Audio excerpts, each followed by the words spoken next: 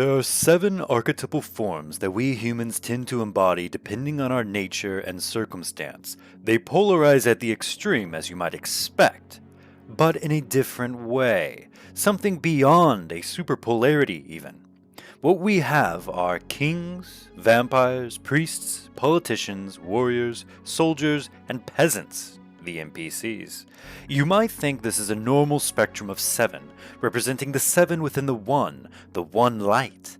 However, this differs in a very particular way.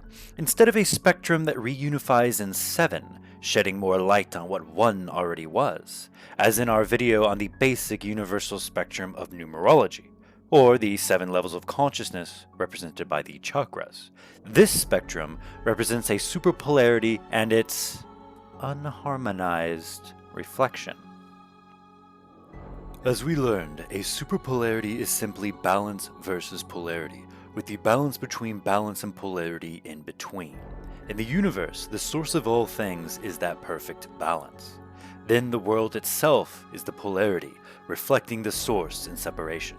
And the soul, with the Christ center, the sun, us, consciousness, is what is in between the creator and the created.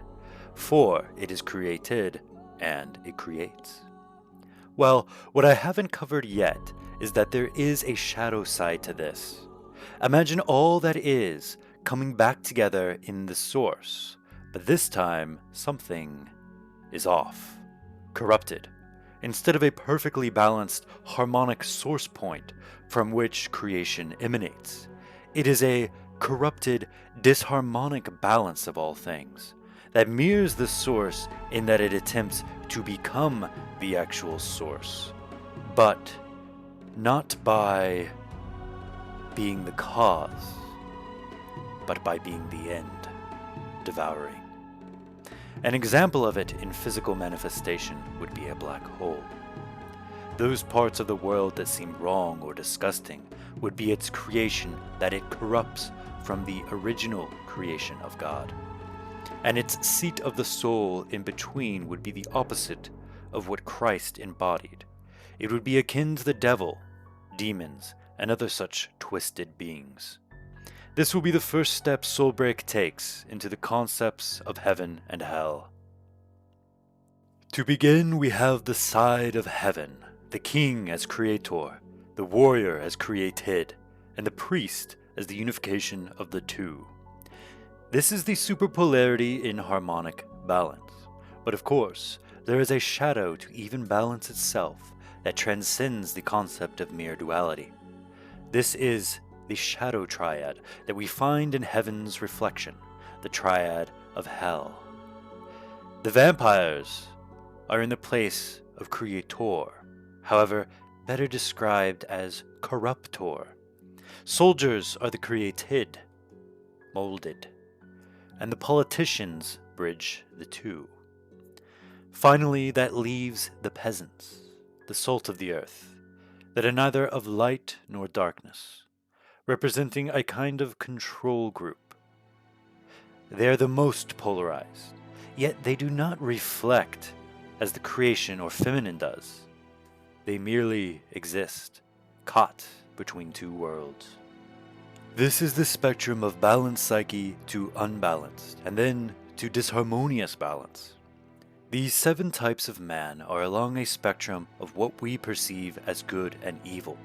In our hearts, we all favor one over the others, but we are all placed into environments that favor a specific type, which we may become in order to coexist. The goal then becomes what the goal always is, to find our way, to synchronize what is in our hearts to what is outside, to find the environment that allows our true self to shine. These 7 types will help us in the endeavor to first choose which we resonate with, and then an environment that matches. Let us begin with the one many want to be, but very few are, the king archetype. Kings balance the feminine and masculine aspects within themselves perfectly, leading to an unbelievably charismatic, brave, strong, and wise personality. This type is quite easy to explain because of all the examples in fiction. Think of Ragnar Lothbrok in Vikings, Jon Snow in the Game of Thrones, Aragorn in the Lord of the Rings. This type is often the hero of stories and in real life. May come to lead a company, a nation, a movement, or more. You might think that a king who represents the creator on the harmonized side would be fully masculine like creator energy. But ironically, through the extreme masculine, bravery, and vision to create, the king will naturally take what is scattered, the feminine creation in polarity, and unify it into his creative vision, kind of unifying masculinity and femininity through extreme masculinity. He does this externally and internally, thus uniting the masculine and the feminine. To understand the king type more deeply, it is important to know that their soul is in such harmony that the king needs absolutely nothing from others. He is a soul of giving rather than receiving. A true king is at such peace with himself, so balanced in his nature, that the only thing left is love and adventure. He is so happy with who he is that he does not need anything, and thus he cares more for creating his vision and shaping the world, rather than shaping himself. He wants to reflect what is within him externally. In letting go of any need for acceptance, he will ironically gain the power and focus to be more accepted by others than most. He has already defined himself and derives an unlimited source of confidence from that certainty of who he is. In an energetic sense, his aura is purely expansive, pushing out into the universe rather than pulling in, giving rather than receiving. But remember, giving is not always a good thing. A king could have a corrupt vision, blinded by the light of his own judgments. This is why environment is important. A peaceful and easy world is actually the worst environment for a young king. However, because a king is so at peace with himself and purely giving, he will do well in any environment. In peaceful environments, he might write a beautiful story or create a new system, company, or idea to better the lives of others. However, in doing this, he might cause great pain and disrupt the peace in order to see through his vision. In addition to this, when a king is already in power, he might use that power to manifest a vision that requires death or destruction. In this sense, he is doing what will create a good outcome, but may cause great evil due to the light of his vision, blinding him to the darkness required to complete it. On the other hand, he will find the most greatness in chaos, for the light is more easily seen in the darkness. When life is hard and the world is wrong, the king will know how to make it right and stay on the right path. It is when a king is in power that his wisdom is tested. However, when the vision is achieved and kings are in power, they often fall to pride or the manipulation of a vampire, their natural enemy and the shadow to their light. The vampire archetype is not a physical bloodsucker. That was simply a story in the past to explain the archetype to common people who did not understand the higher realms of emotion, thought, and will. The wise men of the past had to come up with the physical story to explain what we today understand as psychopaths. Psychopaths are certainly vampires of emotion, thought, and will. The psychopath or vampire archetype is equally as rare as the king archetype in humans, and, unfortunately, equally as powerful. The soul of a vampire is an inverted version of the soul of a king. Where a king's soul is energetically expanding into the world, a giving soul, a vampire soul is energetically pulling inwards, taking, instead of gathering from what is scattered to then create. The psychopath takes from everything, simply to attempt to create himself, and he gives nothing back. If you are imaginative, you might think of the king soul as a ball of light, and the vampire's soul as a void. This is incorrect. We all have combinations of emptiness and fullness within us, in the same sense that there must be space between objects for objects to exist. The vampire's soul is inverted from the king's soul. Where there should be emptiness, there is something. And where there should be fullness, there is emptiness. This creates the opposite feeling to the king, where the king knows exactly who he is and creates a reflection of that in the world. The vampire has no idea who he is and attempts to create himself through his environment. The vampire will never actually define himself, and thus has no need for confidence. To put it simply, the king archetype has a pure sense of self. The vampire archetype has no sense of self, which is kind of pure. And this is due to the vampire's soul being of pure disharmony, which in a sense is a sort of perverted harmony reflecting the harmony of the king's soul. The vampire is a psychopath who feeds off his surroundings to understand who he is in any particular moment. The vampire has no sense of creativity, but as he has no sense of self, he also has no moral limitations and is incredibly devious. Vampires are incredibly selfish and will work out ways to manipulate others into benefiting them. This ultimately leads to a vampire seeking the power to control others through power. A vampire cannot create power like a king, but he can feed on the power of others through manipulation, corruption, and take it. Without a sense of self, he can be anyone he needs to be in order to accomplish a goal. We have all experienced a person in life who is impossible to understand, mysterious, and seems to tire us when we converse with them. This is usually a vampire, and he is stealing our energy through psychological and emotional manipulation of the self in us. His ultimate goal is to enslave through manipulation, gaslighting, and fake charm. This is where we get the trope of a vampire having thralls. These thralls are the lackeys of psychopaths, whom they use to carry out their plans, often stealing reputation from others through perceptual manipulation. Obviously, opposite to the king, psychopaths are best in peaceful, orderly environments where the rules are very clear and thus easily manipulatable. We will find vampires in large corporations, governments, or organizations of high power and high structure. Now, we might all immediately think that vampires are evil, but this is not true. They are simply self-interested. They balance the kings. A king will create an organization or even government, and if it is susceptible to corruption, the vampire will worm his way in and take power.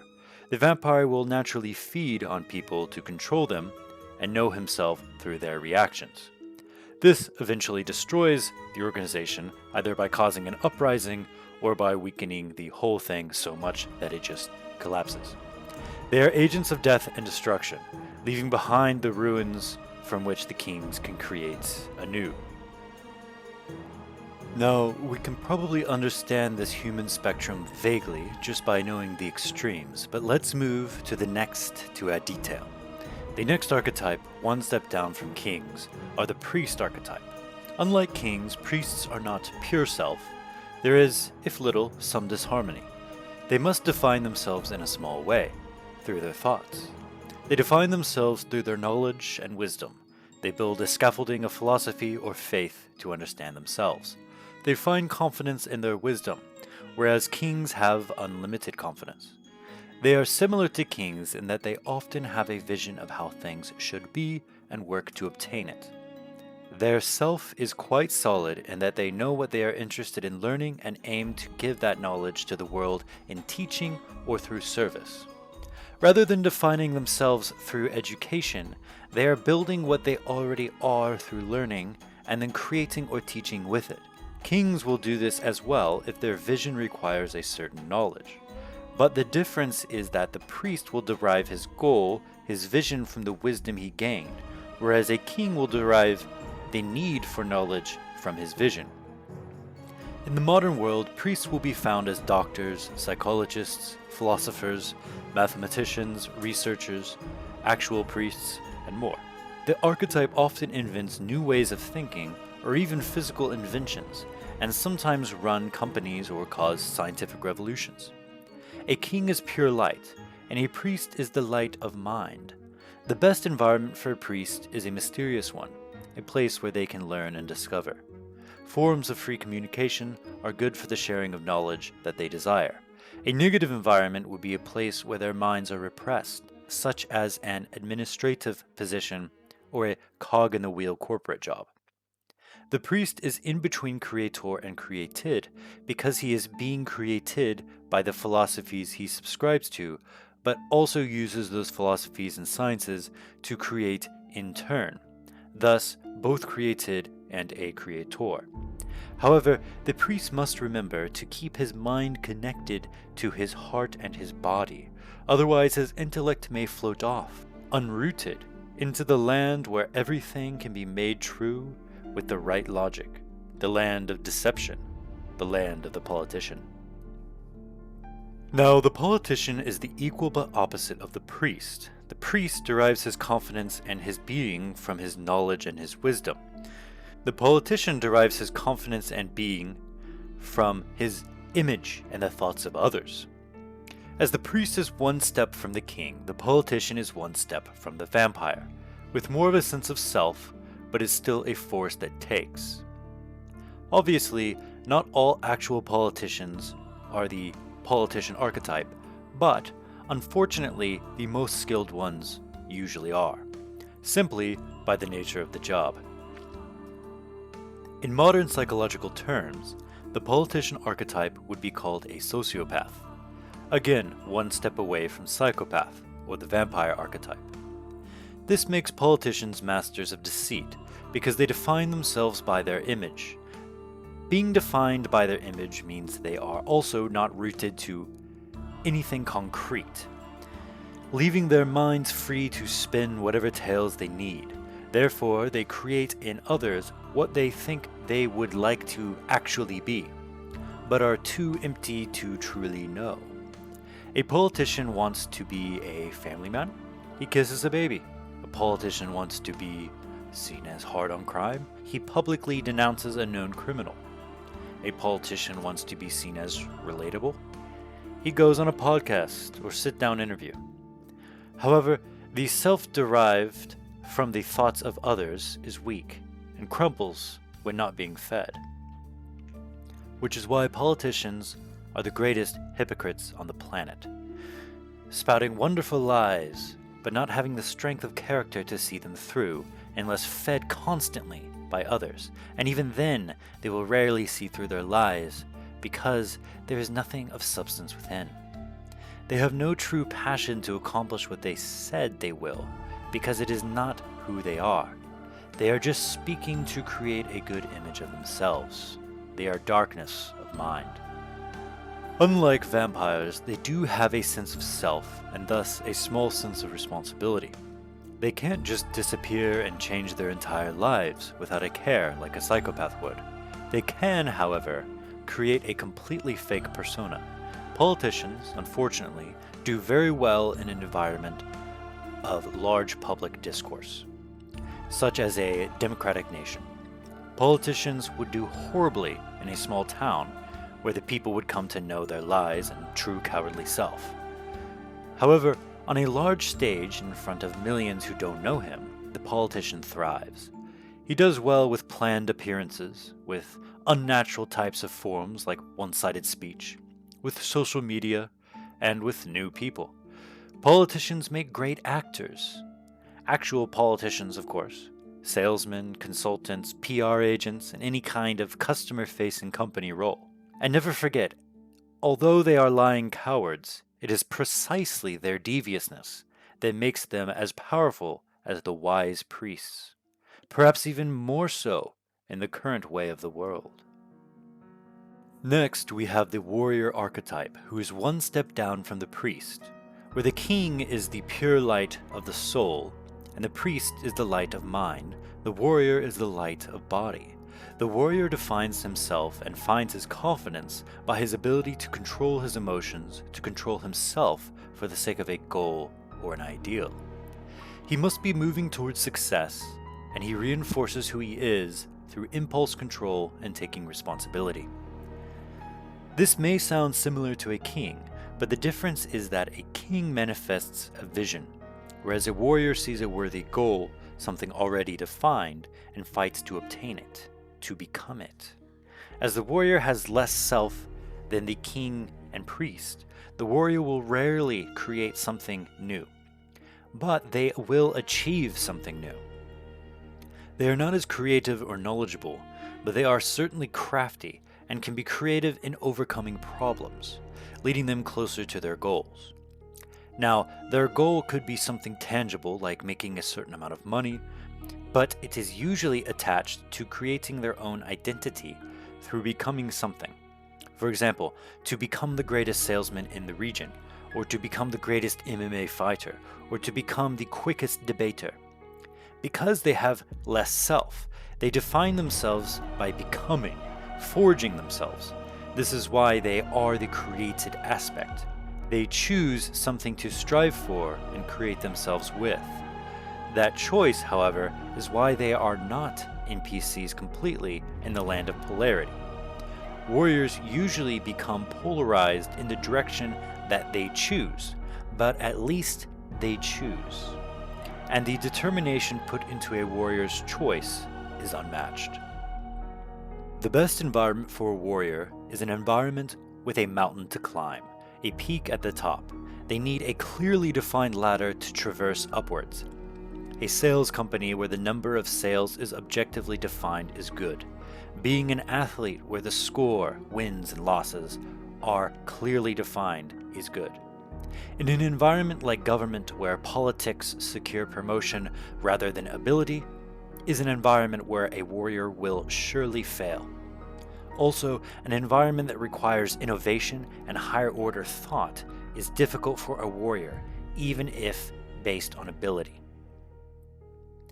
But a warrior must remember to use his mind and still think for himself, hold on to his ability to choose and strive for his own sake rather than to unthinkingly accomplish goals, to only be body, lest he risk becoming his opposite, the soldier. Soldiers are quite self-explanatory. They define themselves and find their confidence in their ability to execute orders. In a similar way to warriors, they have a strong self-control and discipline, but not for the sake of something that comes from within. It is for the sake of external reward and pleasing their masters. They derive their purpose from another's purpose.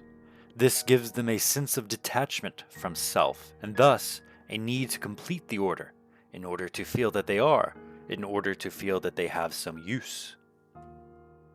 The soldier archetype has a blind, rule-following, unflinching ability to execute any order, no matter how evil, or good, for that matter. They find themselves in the goals of others and often end up following the orders of a king or vampire. A soldier's environment is obvious. He needs a leader to follow. He has trouble with higher-order thinking, similar to a warrior, so if given a task that requires an amount of creativity or thinking, it would be difficult. A soldier would be best as, of course, a soldier in the military, where their role is clearly defined and their orders are easy to follow.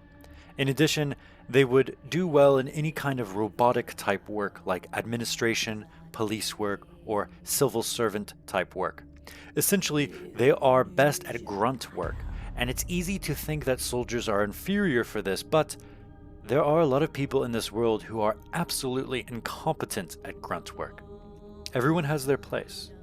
Well, normally that is the case, but the next archetype has recently been causing a lot of issues. The final archetype of man on the heaven-to-hell double superpolarity spectrum is the peasant archetype, or in modern terms, the NPC.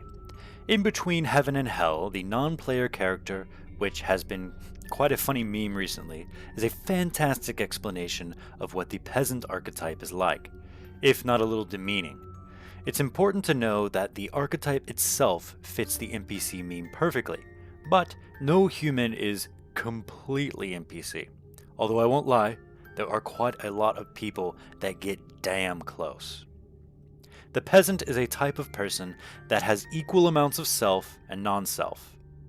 Now, this is very interesting because even the vampire in its complete void of self creates a kind of way in its lack of self, drawing life and energy from its surroundings. It is a reflection of the pure self of the king.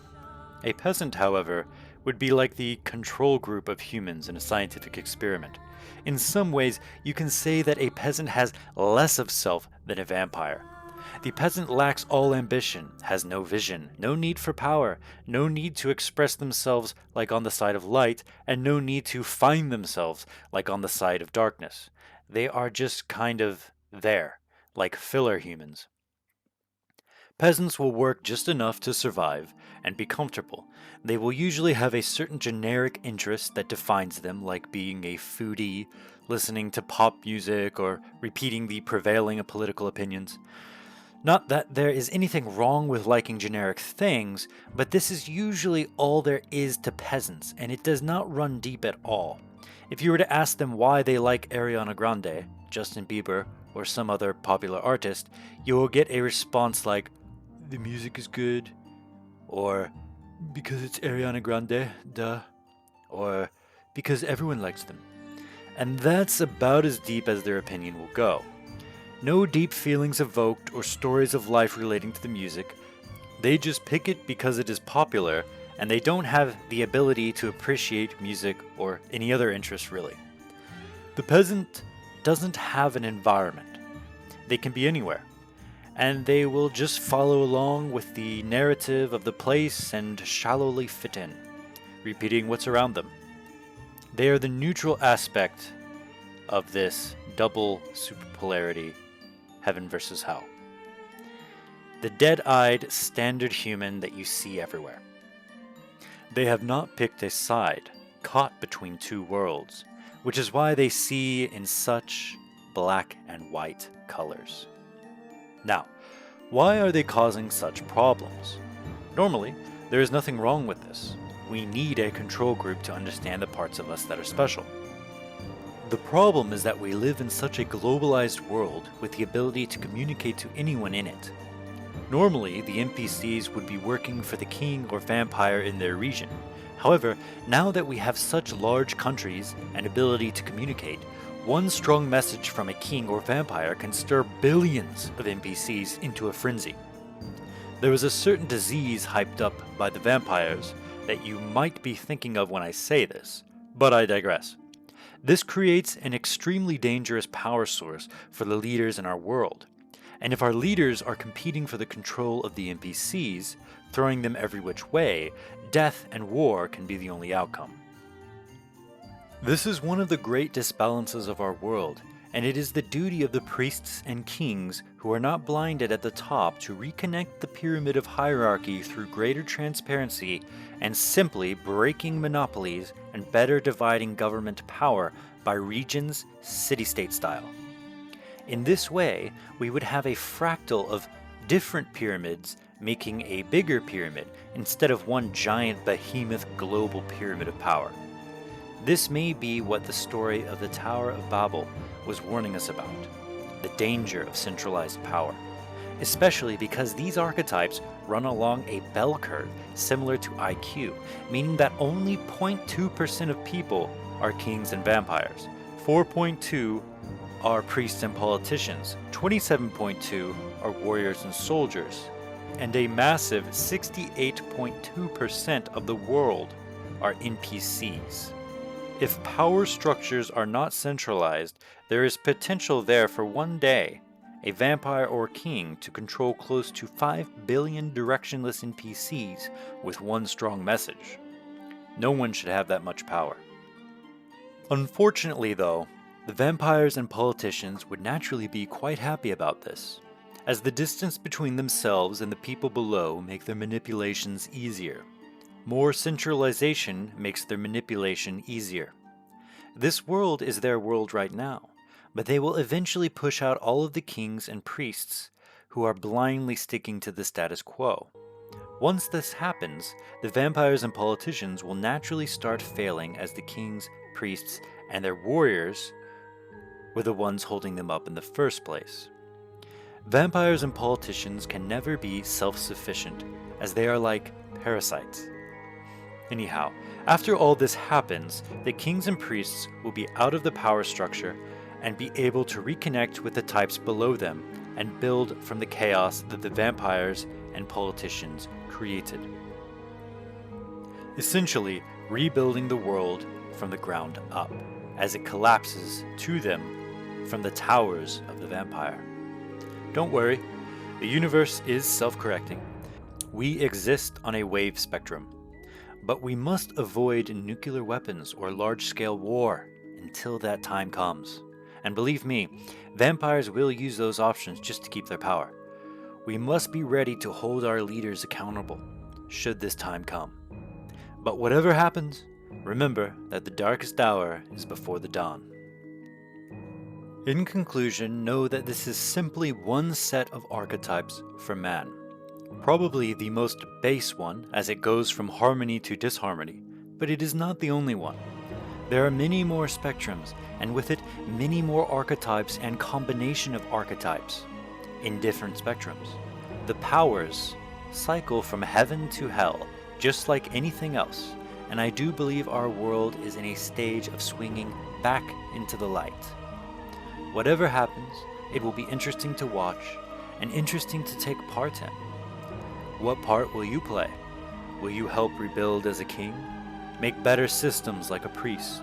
Forge the path forward as a warrior? Will you sit on your ass confused like an NPC? Or perhaps, are you consolidating your power as a vampire, controlling the masses like a politician?